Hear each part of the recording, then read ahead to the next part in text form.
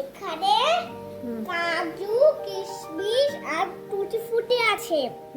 একটা একটা করে এই যে অরেঞ্জ জুস করতে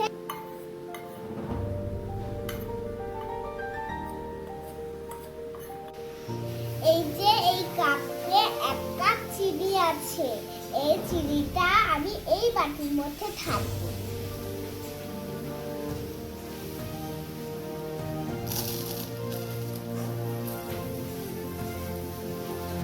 ফোর কাপ এই সাদা তেলটা আমি এই চিনির মধ্যে ঢালবো। তার মধ্যে টক দই আছে। এই টক দইটা আমি চিনির তেলের মধ্যে ঢালবো। মিক্স করতে হবে ভালো করে। এই এক কাপ ময়দা তাই দই তেলের আর চিনির মধ্যে ঢালতে হবে।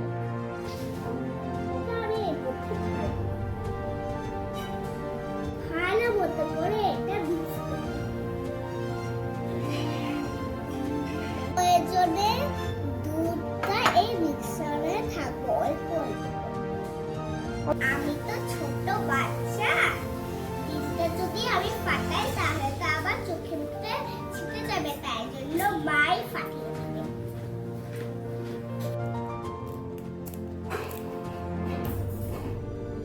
প্যানটা প্রিহিট করতে হবে। এই বেকিং সোডা আমি এই মিক্সারের মধ্যে ঢালবো। তেল ওয়াশ করতে হবে। এই টুটি ফুটি আর কাজু আর কিশমিশ গুলো অরেঞ্জ জুসের মধ্যে যে মিক্স করছিলাম সেই মিশ্রণটা আমরা এখানে দিয়ে দিব।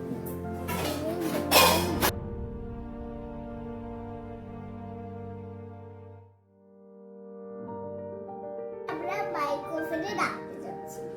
মিক্সচারটা তো বেশি হয়ে গেছিল, তাই জন্য আমরা আরেকটা নিয়ে এসে